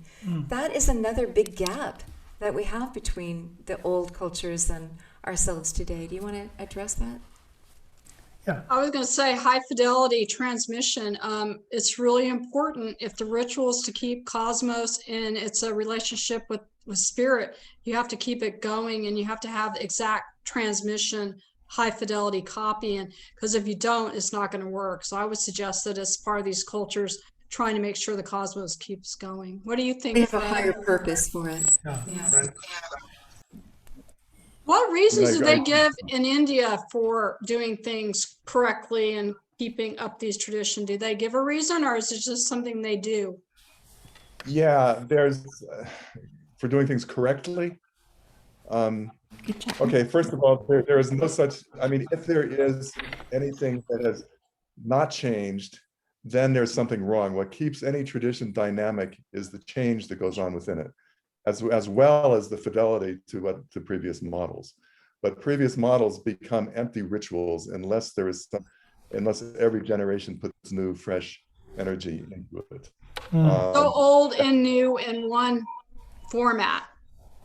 Yes, there has to be some fresh energy injected into any kind of old practice in order for it to work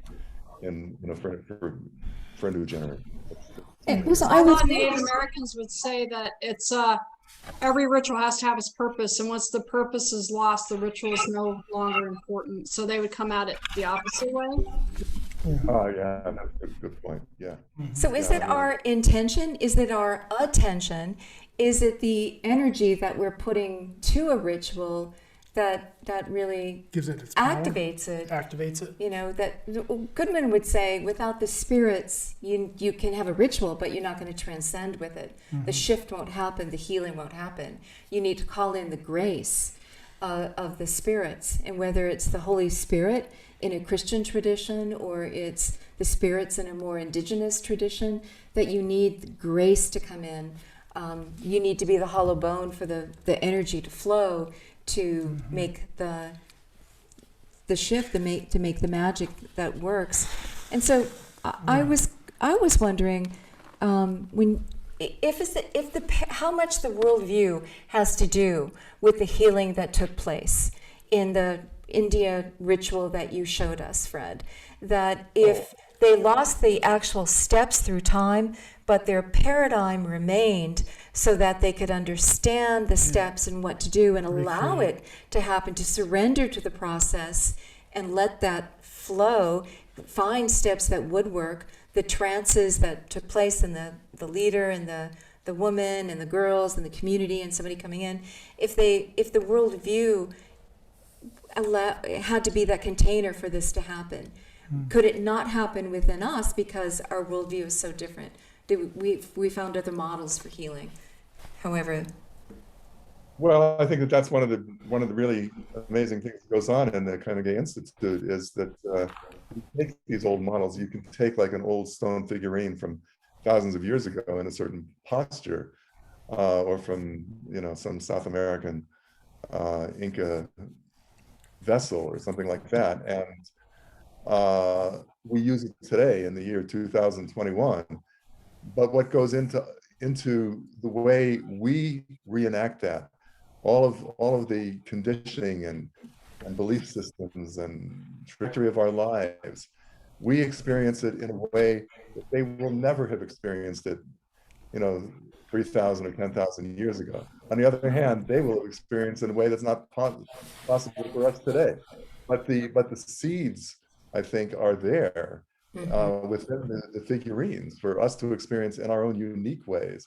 And our experience is no less valid than their experience, I think, in my view. You may have different ideas. I agree with that. We're finding that there is some power within an artifact that we get to unlock, and not exactly sure what all that is. Christine and I have had some, and Paul have had some discussions on what's going on here. This is startling. This is extraordinary. This is amazing. Well, it's like when we do the feather serpent posture and you have a Chinese dragon or a feather serpent coming at you in trance. It just makes you go, whoa, wait a minute, what's that about? That we could channel up something that iconographically looks like something we know of without, knowing what you're doing in the first place. So there's something going on that maybe it's neurological, maybe it's something more that makes us have similar visuals. Now, I agree with you, Fred, the meaning and how we relate to that and how we, the meaning we bring to it is culturally based, but at the same time, neurologically, it's like we see the entopics, we see the horn plume serpents, and something's going down. Yeah. Right. Not only that, but you mentioned how in your setting of this ritual that you just showed us, Fred, somebody will go into a trance and it's contagious. You said the word contagious. We are very careful not to lead prior by showing the artifact or saying what culture it is or saying anything about it. We just show a photograph of Paul. Here, do like this. We give written instructions. No cultural information prior. We try to be very pristine on that. And yet, like Christine says, so often she is pulled down from her shelf when we do a Mesoamerican posture based on a Mesoamerican artifact. Oh, look at this. I can relate this icon to yours and yours and yours after the sharing. Or we see the same geometric shapes show up again or and again. Or specifics too. Yeah. Or specifics to that, yeah. Mm-hmm. It's like, how does that happen? How does that work? What kind of shared universal mind room did we all plug into without trying? Not only us, but people in the past. As an archaeologist, I find that really curious that it's like we're plugging into whatever they plugged in the past we can 1,000 years later. Yeah. They somehow put it into the artifact and we open it up and it comes out again. So even 30 years later, where we do the experience and then we open up Dr. Goodson's book where she journaled what happened during her group of people, and we have the similarities are incredible, and it happens over and over again as well. And it's not just random stuff. There seems to be coherent, beautiful lessons that are universal, that we find dispersed around the world in the mythologies, in the sages' wisdom. Yeah. We filled up the full 2 hours easily, and we know that this is just a baby step into a conversations because there's so much depth to both of you and the research that you're doing. Fred, you've spent your lifetime from all of your adult lifetime doing this research, and now you're retiring. This is your official first conference with us since you've decided to step away from the university and go back to so we're so happy to have you here as part of our family and a part of the conversation. And to provide a forum, another container for you to dispense all these years of insight, research, knowledge, observation. Right. That it's not just between the walls of a classroom, but it's now out to the world, at least in another lane. We hope you continue to share on a wider basis, both of you. Yeah. I just have to say how much we're enjoying this journey with you and with all of you that have been coming and participating on all different levels of conversation. I saw some interesting topics being promoted online, and it was at Princeton University, and I went and logged on and said, I got to hear this one. And God, it was so dry and it was so uninteresting, and I tried my best to stay with it. But the university presentations, I love the fact that we can dance with these topics. And there's some technology glitches, and everybody has it. Trust me, Princeton had the same problems and worse than we have. But so here we are, allowing ourselves to explore, to go beyond some of the confines of what academia has told us already, and then also taking into account all of that years of research that you both have done, and of course Laura and I are so fortunate to stand on the shoulders of Dr. Goodman and all the research that she did, and we just continue the journey. And there's a lot more questions and answers, and we want to continue asking questions. We want to continue, going down this path. I love the puzzles. I love the fact that we we just have something we just can't quite figure out. Right. Let the mysteries be the mysteries, but it's so fun to dance with it. And the questions that come up are so important and so intriguing. And I appreciate, Fred, that you've given us some new insight into a posture of Kali, the goddess, could spontaneously be taken up by the person undergoing the healing for this. What does that mean about postures? What does that mean about artwork and its transmissions? What is that? I agree. I've come to the conclusion that cultures around the world were not practicing ritual with postures in the way that we do in our state, in the way that we do today. That Goodman was cooking down the induction ritual essence. to its essential steps was a huge service Right. to give us ready access that we can have a profound experience with this in the space of an hour if you want to do it on your own, or 2 hours if you're doing it in a group because of all the sharing that we take place. Right. That it opens up these doorways and that healings take place, and that there's so much avenue and so much depth and breadth for healing, for insight, for understanding, for personal growth, Right. for growth in our worldview. Is that our worldview is being healed, that our worldview for our society in our modern day and age is so broken, is so incomplete, is missing so many sectors, is so arrogant and closed off to the past and all the rich history and insight and experience and knowledge and all of that of our past. And that these spirits, whatever you want to call it, you define that for yourself, whatever it is that we're contacting that's engaging us is teaching us something about our world, ourselves. It looks so much like the indigenous knowledge, Right. but we get it direct from source. I love that. We get it direct from source, and that it's cracking open a worldview that must and is joyfully expanding and questioning and embracing, making us better members of the web of life. I love Beautiful that said. part. Bottom line, that's worth the price of admission. Yeah. So I I wanna- appreciate that so much. And then to have scholars like yourself come in and look at the ancient worldviews and say, yeah, we know those. We Yeah. know that. And Lawson, thank you for all the work that you're doing to examine how do we get there? What wrenches open the doorways between the realms so that we can partake of this magic and the healing and the life force and all that it bears. Sister Margaret, you have your microphone on. Is that on because you wanted to share a thought, or was that just random? Let's get all the concluding But- remarks. Okay. Well, Sister Margaret first. Okay, then you, Lawson. I suspect that it does have a whole lot to do with cultural belief, Yeah. because I worked with a parish priest in Chile for over 10 years. He was North American, but he had been in Chile for 50 years and worked with the Campo people.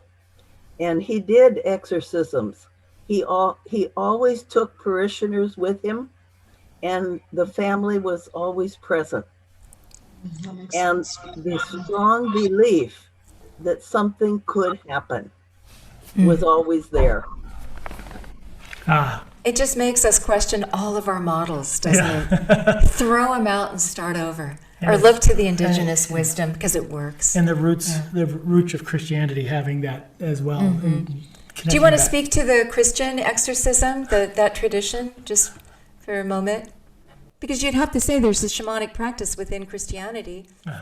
The people called it exorcism, and it was supported by the bishop, and he would be asked to go to other areas also.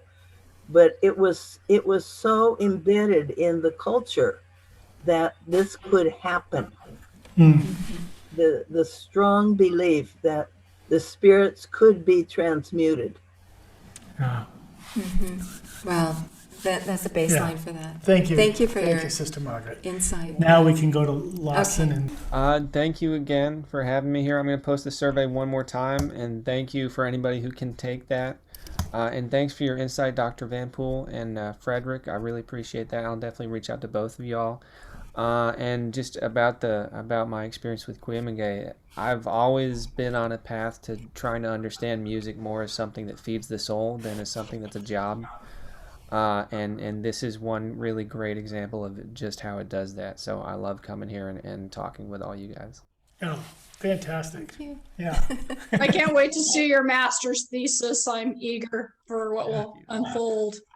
Yeah, you're going to be a frequent guest here, Lawson, with all the stuff that you're doing. And you put your link in the chat room Yep. to the survey. It's anonymous. Yeah. It's fun. We've done There's it. no tracking. Very There's no interesting. tracking Yeah. happening. Yeah. Okay. So, very good. All right. And then thank you, Lawson. Thank you. I guess we'll go to Christine next, and then we'll finish with Fredrick. Okay. Okay. Christine, your final thoughts. I have a lot more questions for Fred. I have some ideas I'd like to bounce off of him. So I think we were just getting started. I We know. are just getting started. Yeah, let's do it again. He just got home, so he's back in Santa Fe, so we'll definitely have Fredrick. And I then we'll think also, he needs a visitor in Santa Fe. I think we need to descend on him. yeah.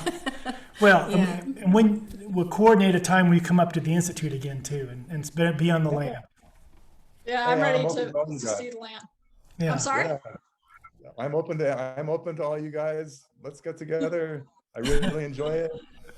I'm happy to see Lawson's research and learn more from Christine and from all of you. And it's always a peak experience for me to be here. Yeah. Fantastic. Well, thank you for all. Thank you both, Christine and Fred, for all the work that you've done and your willingness to come and instigate some far-reaching and discussions to explore our world and ourselves in these new ways. Yeah. And to bring in and to honor the ancients, to really try to Our understand. ancestors, right. Yeah. Yeah, right. And it has so much a part of who we are.